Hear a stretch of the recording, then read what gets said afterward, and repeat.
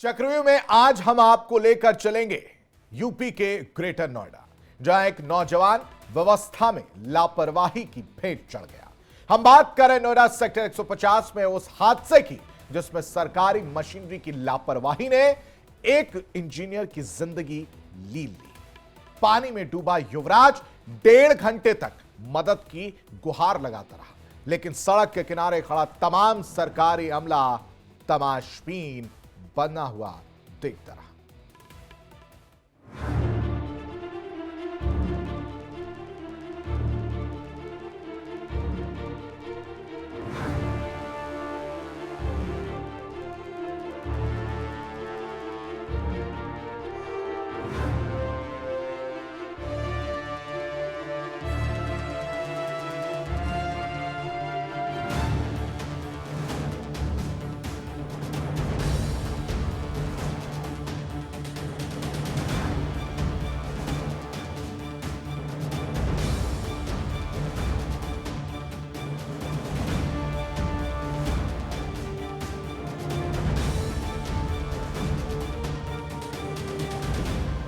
कितना दर्दनाक होता है वो मंजर जब पानी में डूब रहा एक बेटा मदद की गुहार लगा रहा हो और सड़क के किनारे खड़ा पिता उसकी कोई भी मदद नहीं कर पा रहा। कुछ ऐसा ही हुआ नोएडा के सेक्टर 150 में, जहां युवराज पानी में डूबता रहा।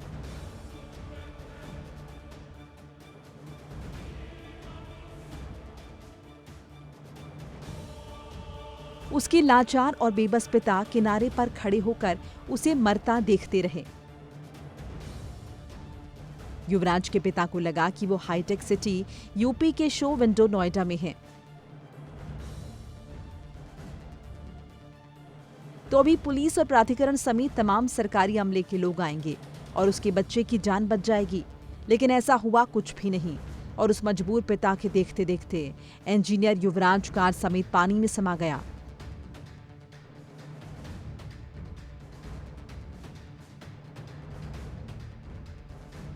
एक बूढ़े पिता के सहारे की मौत हो गई। सुनिए मौके पर मौजूद चश्मदीदों की ज़बानी पूरी कहानी कि आखिर उस रात हुआ क्या था। इसमें जी जो गाड़ी एक्सीडेंट हुई है कोहरे में, वो करेक्ट 12 बजे के करीब हुई है। गाड़ी गिरने के बाद पानी में लड़का 1 घंटा से 2 घंटे, लगभग 1 घंटा 45 मिनट तक लड़के ने खूब अपने बचाने की गुहार लगाई है कि भाई मुझे बचा लो, किसी भी तरीके से बचा लो। मौके पे पुलिस भी थी एंड SDRF भी थी और अग्नि विभाग वाले भी थे, फायर ब्रिगेड वाले भी थे। किसी ने उसकी मदद नहीं करी। बोल रहे थे ठंडा पानी है, हम नहीं जाएंगे अंदर, इसमें सरिया है अंदर, हम नहीं जाएंगे। ठीक है जी। इस मौत का जिम्मेदार सच्चाई बताए तो सरकारी महकमा है। ठीक है जी। जब मैं आया हूँ 1:45 पे यहाँ आया हूँ, मैंने आके देखा है तो SDRF वाले सिड्डी पे बैठ के बोल रहे थे कि इसमें ठंडा पानी है, सरिया, हम अंदर नहीं जाएंगे। तो लड़का मुझसे 10 मिनट पहले ही डूबा था। मैं बोला तुम बाहर आओ, मैं जाऊंगा अंदर। वो बाहर आए, मैंने अपने कपड़े उतारे, मैंने कमर पे अपने पर रस्सा बांधा और कम से कम 50 मीटर अंदर गया मैं, और कम से कम 30 मिनट मैंने वो लड़का ढूंढा अंदर इस पानी में। रात 2:45 बजे 30 मिनट तक मैंने वो लड़का ढूंढा। ना तो मुझे गाड़ी मिली, नहीं मुझे लड़का मिला। फिर ढूंढने के बाद मैं आ गया और आपने उसके बाद 5:30 बजे मैं यहाँ से गया हूँ। 5:30 बजे तक नहीं तो लड़का निकला था, ना ही गाड़ी निकली थी। उसके बाद मैं क्या कहूँ कि मैं तो अपने घर चला गया था और मुझे कुछ नहीं पता इसके बारे में। तो इस तरह से साल 2026 की शुरुआत में ही नोएडा के माथे पर एक शर्मनाक धब्बा लग गया।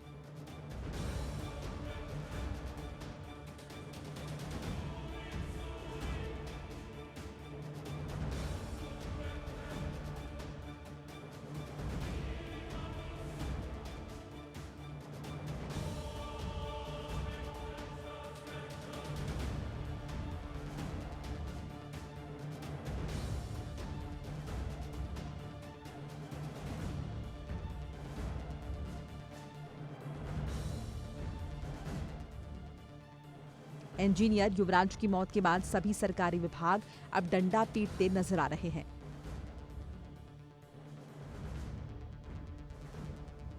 बिल्डर की गिरफ्तारी, कुछ ऑफिस सील होने या 1-2 अधिकारियों पर कार्रवाई से क्या उस बूढ़े बाप का बेटा लौट आएगा? नहीं, लेकिन नोएडा, ग्रेटर नोएडा जैसे शहर में भी सरकारी मशीनरी इतनी लापरवाह है कि घटना होने से पहले वो जागती नहीं है।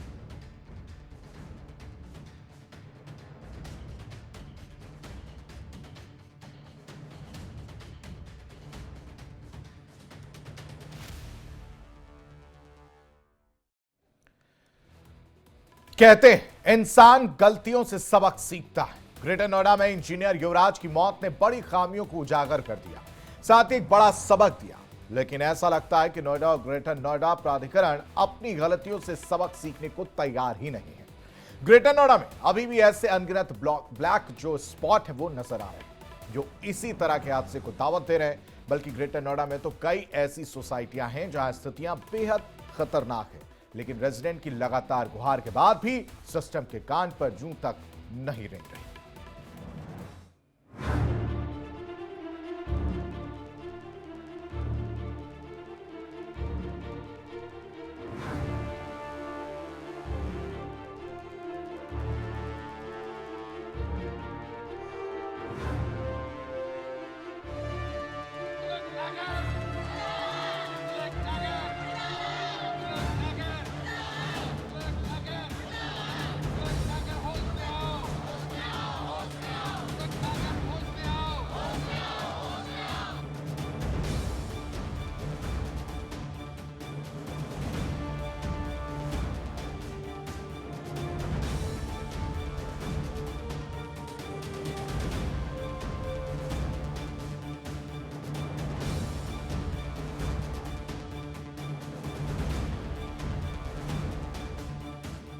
नोएडा और ग्रेटर नोएडा में ऐसे तमाम स्पॉट और सोसाइटी हैं जहां पर ग्रेटर नोएडा सेक्टर 150 जैसी घटना या यूं कहे कि उससे भी भयावह घटना घट सकती है। यहाँ के लोग प्राधिकरण, जिला प्रशासन और जहां जहां से गुहार लगाई जा सकती है वहां से गुहार लगा चुके हैं। सरकारी दफ्तरों के चक्कर काटते काटते कई साल बीत चुके हैं, लेकिन शायद सरकारी अमला किसी बड़ी घटना या जनहानि के बाद ही जागेगा।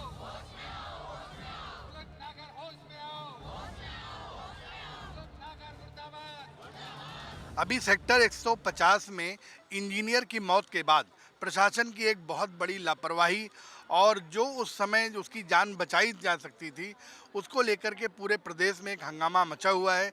नोएडा अथॉरिटी के सीईओ और बिल्डर अरेस्ट भी हो चुके हैं। नोएडा सीईओ जो है उनको हटाया गया था और अभी दूसरी एफआईआर भी कल शाम को दर्ज हुई है जिसमें 5 लोगों के नाम पे दर्ज हुई है।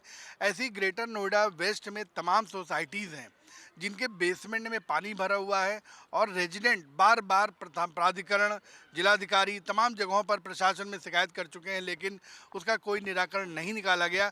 तो अब रेजिडेंट ये मांगते हैं और ये मान रहे हैं कि क्या यहाँ भी बड़ी घटना होने के बाद ही प्रशासन जागेगा या प्राधिकरण तभी उस पर कार्रवाई करेगा जब कोई घटना हो जाए, कुछ मौतें हो जाएंगी तब प्रशासन को चेतता है। ऐसा क्यों? अगर पहले वो इस पर ध्यान दे तो शायद घटना होने से बच सके। हमारे पास पीछे देख सकते हैं आप, यहाँ के रेजिडेंट खड़े हैं, इनसे जानते हैं कि वो बेसमेंट में पानी कब से भरा हुआ है और ये लोग किससे किससे शिकायत कर चुके हैं और उसका कोई निराकरण निकला या नहीं निकला। तो आप अपना नाम और फ्लैट नंबर बताते हुए ये बताएंगे कि कब से समस्या है और इसके लिए किससे किससे शिकायत की गई है। मैं अशोक कुमार कौशिक, ये ग्रीन एवेन्यू सेक्टर 4 मुल्क नागर जी की सोसाइटी है। ये 2012 की सोसाइटी है। आज भी सोसाइटी के अंदर 80% काम जो है वो नीचे पड़ा हुआ है और बहुत ही अनसेफ है। इसके लिए हम लोग जो है लगातार संघर्ष कर रहे हैं। मैं पिछले करीब 5 साल से सोसाइटी में अभी रह रहा हूँ। इसके अंदर कोई भी सुविधा नहीं है, ना कोई गाड़ी खड़ी करने के लिए। जहाँ पार्किंग है वहाँ पार्किंग के अंदर घुटनों तक पानी भरा हुआ है और पिछले 5 से 6 साल से भरा हुआ है। पूरा स्ट्रक्चर जो है वो तहस नहस हो चुका है और ऐसा हमको लगता है कि कभी ऐसा ना हो कोई भूकंप आए और हम लोग का जो है ये पूरा है, हम लोग जो है ख़ासतौर से जो सीनियर सिटीजन है अपना पूरा पैसा जो है इस आसियाने के लिए लगा चुके हैं। पर अब ये जो है हम लोगों को कोई भी ना तो अब प्रशासन से उम्मीद रह गई है, क्योंकि मैं पिछले 4 साल से डीएम साहब से, सीईओ ग्रेटर नोएडा और तमाम अधिकारियों को, उसके अलावा हमारी जो लिफ्ट हैं वो सारी अनसेफ हैं। मैंने जो है पीछे डीएम साहब से काफ़ी प्रयास करने के बाद जो है इसका ऑडिट भी कराया। ऑडिट में जो ऑडिट की रिपोर्ट है वो सातों के पॉइंट में बिल्डर दोषी है, वो लिफ्ट चलने की कंडीशन में नहीं है, ये रिपोर्ट हमारे पास है। नीचे बेसमेंट में भी डीएम साहब के एक आदेश से जांच हुई, उसमें भी उसने साफ साफ कहा कि ये बहुत ही भयावह स्थिति है। और डीएम जो है गौतम बुद्ध नगर ने सीओ ग्रेटर नोएडा को एक चिट्ठी मेरे उस बिहाफ पे लिखी भी हुई है, उसकी कॉपी मेरे को भी दिया है कि यहाँ के जो नागरिक हैं, यहाँ जो निवासी हैं वो असुरक्षित और अनसेफ हैं और उनका जो है जीवन स्तर बहुत ही निम्न स्तर का है, क्योंकि यहाँ कोई बेसिक फैसिलिटीज नहीं है। पर नहीं, ये लेटर किसने लिखा कि जीवन मतलब अनसेफ है? ये डीएम साहब ने लिखा है, क्योंकि अपनी जांच उन्होंने कराई थी, जांच की रिपोर्ट हमारे पास है, वो लेटर भी हम आपको दे देंगे। और उसको सीओ ग्रेटर नोएडा को उन्होंने उसको मार्क किया है कि इनकी समस्याओं को गंभीरता से देखते हुए इनका निराकरण तो करिए। ये डीएम ने लेटर कब लिखा और उसके बाद सीओ ने कोई निरीक्षण किया या नहीं किया? करीब करीब 4 महीने से भी ज़्यादा हो चुका है, पर अभी तक कोई कार्रवाई उस पर हुई नहीं है। देखिए हमारे क्या है, यशस्वी प्रधानमंत्री या हमारे योगी जी जो है वो पूरा प्रयास कर रहे हैं, पर वो क्या है, धरातल पे जो लोग हैं वो भ्रष्टाचार में एकदम डूबे हुए हैं। हमारे जो यहाँ पे जो लोकल के सांसद हैं या विधायक हैं, उनसे भी हम लोग कई बार इस पर अपनी बात को रख चुके हैं, पर वो भी इसमें जो है ना अपने को असमर्थ पाते हैं, क्योंकि बिल्डर जो है मुलुक नागर जी एक जो है पॉलिटिकल आदमी है और वो हम लोगों को ज़रा धमकी देता रहता है और तमाम हमलों पर अभी तो केस भी कराने लग गया है, क्योंकि हम लोग क्या है कि उसके लिए आवाज़ उठा रहे हैं। तो वो एन कैन प्रकरण है। अभी हमें पिछले अभी संडे को जो है एक मीटिंग के दौरान यहाँ पे एडीडीसी जो है रहती हैं शिल्पा भदौड़िया, उनके पति और सब ने मिलके और हम जो है 5 लोगों के ऊपर जो कि सीनियर सिटीजन हैं उनके ऊपर भी सेक्सुअल हरासमेंट की जो है उन्होंने एफआईआर कराने की कोशिश कर रहे हैं। तो ये क्या दर्शाता है कि आवाज़ को दबाने की कोशिश कर रहा है, पर यह आवाज़ वो नहीं है जिसको दबाया जा सके। ठीक है, हम लोग एकदम यूनाइट हैं और अपने अधिकारों के लिए हम लोग जो है संघर्ष कर रहे हैं। अब हमारा संघर्ष और तेज होगा, क्योंकि जैसा कि आपने बताया कि यहाँ पे मतलब बेसमेंट में पानी भरा पड़ा है काफ़ी समय से, तो जिससे कि यहाँ पे तो जो इसका बीम है और जो इसके पिलर्स हैं वो कमज़ोर हो चुके होंगे, तो आप लोग को मतलब इससे डर नहीं लगता कि कोई बड़ी घटना हो सकती है यहाँ पे? नहीं, डर तो लगता है, लेकिन क्या कर सकते हैं, जब हम कहते बार बार कहते हैं तो कुछ सुनवाई नहीं होती उसकी। और सारे में पानी भरा, मच्छर वगैरह सब इतने कीड़े मकोड़े हुए हैं उसमें। जी, तो जैसे कि आप लोगों ने किससे शिकायत की होगी और मतलब कभी आप लोगों ने धरना प्रदर्शन किया या डीएम से? मुलुक नागर से भी बोला है कई बार लोगों ने, लेकिन वो आते हैं जो उनके पर्सनल लोग यहाँ पे रह रहे हैं उनसे मिलकर चले जाते हैं, पूरी सोसाइटी से नहीं इन्वॉल्व होते। और जो भी दिक्कतें हैं सोसाइटी के अंदर जाने के लिए भी लोगों को डर लगता है, बच्चों को भेजने में डर लगता है। कोई गार्ड नहीं है, कोई लिफ्टों में कैमरा नहीं है, इतना मतलब हालत ख़राब हो रखा है सोसाइटी का, मतलब अकेली लेडी अकेले बच्चे को जाने में लिफ्ट में डर लगता है। ये हालत हो रही है सोसाइटी की, कभी कभी लिफ्ट चलती ही नहीं है। अब सीनियर सिटीजन को कितनी दिक्कत होगी आने जाने में। ये सारी दिक्कतें हम लोग 3-4-5 साल से सब लोग झेल रहे हैं।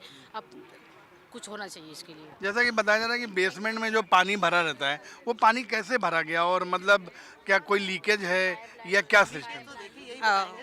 मैं भी इस सोसाइटी की मेंबर हूँ। मैंने अपने मरहूम पति की सारी पेंशन यहाँ लगा दी है और उनके जितने रिटायरमेंट का जितना भी पैसा था मैंने यहाँ लगाया है, जो कि मुझे अभी लिफ्ट के लिए भी कोई सुविधा नहीं है, स्वच्छता की कोई सुविधा नहीं है। स्वच्छता हम निजी तौर पर करवा दे तो करवा दे, अन्यथा बीमार होने के अत्यधिक चांसेस है यहाँ पर।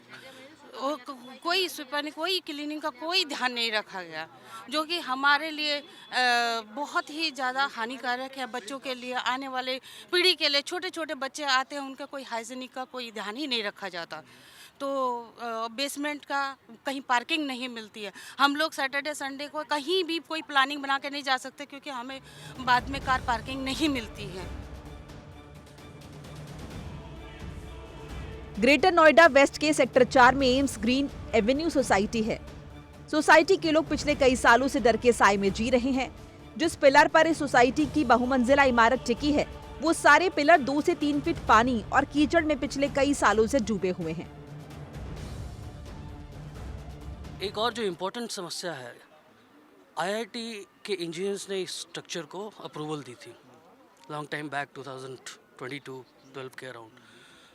ये हमारा GH टावर के सामने जो है रोड साइड में, ये पूरी हमारी कवर्ड पार्किंग उस नक्शे के हिसाब से रेरा के अंतर्गत रजिस्टर्ड है। उसको क्या किया है, सारे कवर्ड पार्किंग को ऑक्यूपाई करके इसने दुकान रेंट पे लगा दिया। हर महीने उससे पैसे कमा रहा है। वो बेच नहीं सकता ऑब्वियसली, बिकॉज ये स्ट्रक्चर अप्रूव नहीं है। वो हमारी कवर्ड पार्किंग को भी मिसयूज़ कर रहा है और उससे भी पैसे कमा रहा है। तो हाइट ऑफ नॉनसेंस, मतलब इस तरह से जी रहे हैं जैसा कि लोगों ने बचाया। हम ऑफिस चले जाते हैं दिन में, पुरुष वर्ग के लोग, महिला, हमारे बच्चे, मेरे खुद के बच्चे 3 बार 4 बार लिफ्ट में फंस गए और 5 मिनट तक बच्चे फंसे रहे। कोई देखने वाला है, अलार्म सिस्टम नहीं काम करता है। एक बेसिक सेफ्टी मेजर जो भी लिफ्ट ऑपरेटेड है उसमें आपका लिफ्ट का जो मेंटेनेंस रिक्वायरमेंट है वो क्लियरली इंडिकेटेड है अथॉरिटी के हिसाब से। आपका हाल फिलहाल में घटना हुई तो योगी जी के हिसाब से कड़ा रूल्स भी बनाया गया। हर लिफ्ट जो ऑपरेट कर रही है उसके आगे लिफ्ट ऑपरेटर जो है उसकी मेंटेनेंस सर्टिफिकेट, कब लास्ट मेंटेनेंस हुई है, नेक्स्ट मेंटेनेंस कब होनी है, उसकी पूरी जिम्मेवारी उसको लेनी चाहिए। पूरी सोसाइटी में घूम के देखिए, कहीं कोई जिक्र नहीं है इस बात का कि मेंटेनेंस हो भी रही है कि नहीं हो रही। जब कोई फंस जाता है, अटक जाता है, उसके बाद हल्ला मचता है तो आए किसी तरह से। लिफ्ट ऑपरेटर जो ओटी से यहाँ ऑपरेट कर रहा है उसका साफ कहना है सर मुझे पैसे ही नहीं दिए तो मैं हैंड ओवर कैसे लूँ। देखा आपने कि जैसे कि एक बहुत बड़ी समस्या जो है सोसाइटीज़ में, लिफ्ट भी एक बहुत बड़ी समस्या है। आए दिन उसमें जो बुजुर्ग हैं या बच्चे हैं वो लिफ्ट में फंस जाते हैं। और जैसे यहाँ पे बेसमेंट में पानी की बात है, जैसे और भी सोसाइटीज़ में है, लेकिन लिफ्ट हर सोसाइटी में एक बहुत बड़ी समस्या है कि क्योंकि इसका मेंटेनेंस में बिल्डर और जो उसकी मेंटेनेंस कंपनी है लापरवाही करती है और उसकी वजह से लिफ्ट की समस्याओं को ये लोग बार बार शिकायत भी कर चुके हैं, कई घटनाएं भी हो चुकी हैं। और यहाँ पे भी देखिए लिफ्ट की एक समस्या बताई जा रही है कि लिफ्ट की मेंटेनेंस के बारे में रेजिडेंट को कोई जानकारी नहीं दी जाती है। जैसा कि उन्होंने रेजिडेंट ने बताया उनके भी बच्चे कई बार लिफ्ट में फंस चुके हैं। उस पर भी हादसा होने के बाद क्या प्रशासन चेतेगा, ये एक बड़ा सवाल रेजिडेंट उठा रहा है। IGRS पोर्टल पर भी हम लोगों ने प्राइम मिनिस्टर और जो है ना माननीय जो है मुख्यमंत्री जी को भी भेजा था। ये सबको हमने इनको ट्रैक करके दिया है, नतीजा कुछ भी नहीं निकला। नतीजा वहीं का वहीं है। पानी इसलिए बढ़ रहा है कि जहाँ पे पार्किंग होना चाहिए था वहाँ पे दुकानें बना दी हैं। तो क्या वो दुकानों से निकलने वाला पानी है? दुकानों से निकलने वाला पानी बाहर नहीं निकलता, बेसमेंट में चला जाता है। तो ये क्या है, अब प्रशासन को हम बार बार कह रहे हैं भाई इसको आप देखिए। हमारी जो इस समय बहुत ज्वलंत मुद्दा है कि हमारा बेसमेंट को ध्यान में दिया जाए। अगर मेरा बेसमेंट अच्छा होगा तो हमारी बिल्डिंग सेफ रहेगी, हमारा पैसा सेफ रहेगा और किसी बड़ी दुर्घटना को हम लोग बचा सकते हैं। क्योंकि वहाँ पे घटना स्वाभाविक है क्योंकि पूरा सरिया पानी पी चुका है। और यही हाल लिफ्ट का है। लिफ्ट का भी हालत बहुत ही ख़राब है। और इसी के परिप्रेक्ष्य में ये जो है डीएम साहब ने एक लेटर लिखा हुआ है, मैं आपको शायद इसके संज्ञान लाना चाह रहा हूँ। ये जो है ये डीएम ने किसको लेटर लिखा था? ये CEO ग्रेटर नोएडा है ना। ये सारा चीज़ों को ये मतलब ये आपकी शिकायत को संज्ञान लेते हुए की तरफ से जांच कराया। और इसमें लास्ट में उन्होंने दो है इसको लिखा है कि निराकरण इनका क्या है, सुरक्षा और मूलभूत सुविधाओं के कमियों का उल्लेख करते हुए जिलाधिकारी महोदय का ये सारी करने के लिए इसकी कॉपी मेरे पास भी आई है। उन्होंने बाकायदा इसको पूरा करने के लिए उन्होंने साफ लिखा है कि इस पर हस्ताक्षर करिए और उनका काम को करिए। ठीक है, तो हम लोगों को ये सारी मैं कॉपियाँ आपको दे भी दूँगा। हमारी इस समय जो स्थिति बहुत ख़राब है वो लिफ्ट है और पार्किंग है जो हमारी सुरक्षा से जुड़ा हुआ है। गार्ड तो है ही नहीं हमारे यहाँ। गार्ड है ना, आप भी आओ कोई आओ तो 4 गार्ड यहाँ कोने पे बैठे हुए हैं बस, और कोई गार्ड नहीं है, टावरों में है नहीं। तो इसलिए हम लोगों का बहुत स्थिति बहुत ख़राब है। ये कब से रह रहे हैं आप यहाँ पे और मतलब किस फ्लैट में, क्या नाम है आपका और अपनी समस्या? सर मैं कपिल सानी G 1504 में रह रहा हूँ। सर मेरे को 4 साल यहाँ पर होकर रहते सर इतने परेशान है यहाँ तो हम ना किसी के अपने फैमिली मेम्बर्स को ला सकते हैं। इतनी घटिया सुविधा है यहाँ की, ना सिक्योरिटी, आए दिन चोरी हो रही। मेरे खुद घर के बाहर से चोरी हो चुकी है। सारे शूज़ रैक में सारे शूज़ निकल चुके हैं। मैंने ग्रुप में भी डाला था लेकिन कोई मेंटेनेंस को बोले कोई सुनवाई नहीं हुई है। बहुत परेशान है सर यहाँ पे। हर चीज़ जो बोल रहे हैं सब लोग बिल्कुल सत्य बोल रहे हैं। इटली बहुत परेशान है सर यहाँ पे, हम बहुत ज़्यादा। सिक्योरिटी बहुत मस्त है सर, आए दिन चोरियाँ होनी है सर। तो हाँ जी, देखा आपने कि यहाँ भी कभी भी बड़ी एक घटना हो सकती है। इसलिए ग्रेटर नोएडा प्राधिकरण को जो इसके बेसमेंट में पानी की समस्या है और लिफ्ट की समस्या है, घटना होने से पहले उस पर कार्रवाई करें और उससे निराकरण मिले, ये रेजिडेंट की मांग है। और बार बार ये लोग प्रार्थना पत्र कभी अथॉरिटी कभी डीएम को दे चुके हैं और इनको उम्मीद है कि शायद प्रदेश सरकार इसमें हस्तक्षेप करे और उनको इन समस्याओं से निराकरण मिल सके। आप जरा सोचिए, लगातार कई सालों से पानी में डूबे ये पिलर के सरिये अब कितने मजबूत बचे होंगे। किसी भी दिन ये बहुमंजिला इमारतें भर कर बैठ सकती हैं। यहाँ रहने वाले 700 परिवार हर वक्त इसी डर के साए में रहने को मजबूर है कि न जाने कब दुर्घटना घट जाए। सेक्टर 150 की घटना होने के बाद से यहाँ के लोगों का डर और बढ़ गया है। इस समय हम लोग ग्रीन एवेन्यू सोसाइटी के बेसमेंट में हैं।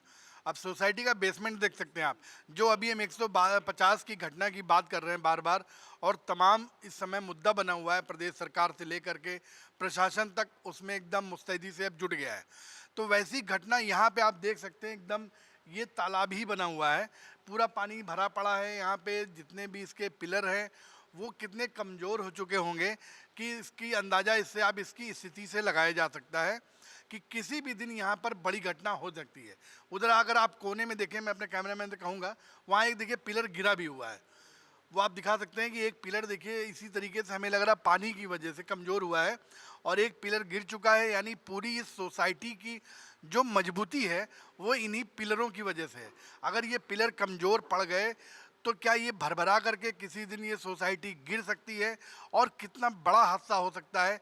क्या हादसे के बाद प्राधिकरण इस पर सचेत होगा और तब कोई कार्रवाई शुरू करेगा, तब उस कार्रवाई से कोई फ़ायदा नहीं होगा। जो इनके रेजिडेंट हैं, इनके रेजिडेंट अथॉरिटी, जिला अधिकारी कार्यालय, एसडीएम कार्यालय और हर जगह, मतलब यहाँ तक कि प्रदेश सरकार से भी ये लोग गुहार लगा चुके हैं, लेकिन इनकी अभी तक कहीं कोई सुनवाई नहीं है। जब 150 जैसी घटनाएं हो जाती हैं तब यहाँ से लेकर के सभी सरकारी मशीनरी एक्टिव हो जाती है। उससे पहले अगर एक्टिव हो तो शायद घटनाएं बच सकें और लोगों की जान बच सके। हमारे साथ यहाँ के हैं रेजिडेंट भी बताएंगे ये पानी कब से भरा पड़ा हुआ है। ये पानी पिछले जो है मुझे लग रहा है मैं 5 साल पहले आया था, तब से पानी की स्थिति ऐसे ही है। और मुझे लग रहा है ये 2012 की सोसाइटी है, तो ये मुझे लग रहा है 10 साल से इसका हालत ऐसे ही होगा। अभी तो इस पूरे स्ट्रक्चर के वो पानी पी चुका है। नीचे का बेसमेंट का हालत बहुत ही ख़राब है। तमाम तरह से सरिया जो है ओपन हो गया है। सरिया जब पानी पी लेगा तो जो है उसका जो स्ट्रेंथ है वो 50% तो जा चुका है। और किसी बड़े हादसे को ना हो इसके लिए हमने प्रशासन के तमाम अधिकारी, कोई ऐसा अधिकारी नहीं है जिससे हमने व्यक्तिगत मिलके और इसको जो है करने का है, क्योंकि ये सोसाइटी जो है वो पूर्व सांसद मुल्क नागर जी की है, पॉलिटिकल आदमी है, कोई उसके ऊपर कार्रवाई कर नहीं रहा है। अब हम लोगों को माननीय मुख्यमंत्री जी से भी निवेदन है कि कृपया हमका संज्ञान लीजिए। हम लोगों की जो कष्ट कमाई का पैसा है वो तो जाएगा, हमारी जान माल और हमारे बच्चों की सुरक्षा का भी ध्यान रखें। ये सोसाइटी अब इतनी बुरी स्थिति में पहुंच चुकी है, इसको देख के कोई हमारा रिश्तेदार भी हम लोग यहाँ बुला नहीं सकते हैं। ग्रेटर नोएडा में प्राधिकरण की लापरवाही की वजह से एक हादसा हो चुका है। कई जगहों पर वैसे ही ब्लैक स्पॉट अभी भी मौजूद हैं। जैसी जगह पर युवराज की जान गई थी। कई हाई राइज बिल्डिंग वाली सोसाइटीज के बेसमेंट में भरा पानी खतरे को दावत दे रहा है। ऐसे में आइए अब जरा सुन लेते हैं कि प्राधिकरण अमला इस पर क्या कह रहा है। सेक्टर 150 में इंजीनियर की मौत के बाद अब नोएडा एकदम प्राधिकरण सतर्क हो गया है और हर जगह जो भी गड्ढे हैं या बिल्डर की जो सोसाइटीज़ हैं उनको चेक करा रही है। इसी तरीके ग्रेटर नोएडा वेस्ट में भी कुछ सोसाइटीज़ ऐसी हैं जिनके बेसमेंट की स्थितियां बड़ी जर्जर हैं। मतलब एक सोसाइटी तो ऐसी है जो एकदम अगर कहा जाए कि तालाब बन गई है तो उसको मतलब वो गलत नहीं होगा, क्योंकि उसमें 1.5 से 2 फुट पानी बेसमेंट में भरा हुआ है और पिछले 2-3 साल से भरा हुआ है। तो इसके बारे में हम लोग GM project greater Noida authority से बात करते हैं कि उस पर और ऐसी जो सोसाइटीज़ हैं उनके बारे में प्राधिकरण की क्या योजना है, कब उस पर कार्रवाई होगी या नहीं होगी, क्या है जानकारी करते हैं। सर, जैसे अभी ग्रीन एवेन्यू एक सोसाइटी है सेक्टर 4 में, उसके बेसमेंट में हम लोगों ने देखा जा करके और रेजिडेंट ने बताया कि जो बेसमेंट में पानी भरा पड़ा है और 1.5-2 फुट पानी भरा है और कम से कम 2-3 साल से है। अथॉरिटी से, डीएम से तमाम बार वो लोग शिकायत कर चुके हैं, लेकिन अभी तक कोई कार्रवाई हुई नहीं है। आप लोग इस समय जो इस घटना के बाद जो संज्ञान ले रहे हैं इस इन चीज़ों का, ये बहुत ही सराहनीय कार्य है और भविष्य में कोई जान माल की हानि न हो, इसको ध्यान में रखते हुए मीडिया जिस तरह त्वरित कार्रवाई कर रहा है, तो हमारी भी जिम्मेदारी बनती है कि मीडिया द्वारा जो बताया जा रहा है, जो हमें पता चल रहा है, जो हम अपने स्तर से कर पा रहे हैं, उसे ज़रूर करना चाहिए और हम कर रहे हैं। अभी हमारा पहला टारगेट ये था कि जो बिल्डर नए अभी जिनके नक्शे नए पास हुए थे और उन्होंने अभी बेसमेंट की अपनी खुदाई शुरू की थी, वो प्रथमतः अपने बाउंड्री को टीन से लगा करके बैरिकेड कर दें और सुरक्षा के सारे उपाय कर दें। पहले हमारा ध्यान उस पर जा रहा है क्योंकि नई अभी खुदाइयाँ चल रही हैं। इसके बाद हम उस पर भी ध्यान दे रहे हैं कि जिन बिल्डरों का हमने पहले नक्शा पास कर दिया है और वो अभी तक उन्होंने कंप्लेशन नहीं दाखिल किया है, उन पर हमारा ध्यान है कि उनकी बिल्डिंग किस हालत में है, कहीं उन्हें आधा अधूरा या इसी तरह का तो केस नहीं बन जा रहा है, तो उस पर हम अभी अपना अभियान चलाएंगे या चलाना शुरू कर दिए हैं। और आप जो बता रहे हैं, चूँकि वो सोसाइटियाँ ऑलरेडी हैंडओवर हैं, उनके द्वारा काम कर दिया गया, लोग उसमें रह भी रहे हैं, फिर भी आपने जो बताया तो इस बिल्डिंग की स्ट्रक्चरल जांच हम कराएंगे और ऐसी बिल्डिंगों को भी अब चिन्हित करेंगे कि जहाँ पे बिल्डिंगें जर्जर हालत में हैं और लोग रह रहे हैं और सोसाइटी अपना बेच बाज के निकल गई है और उसकी क्वालिटी ख़राब है।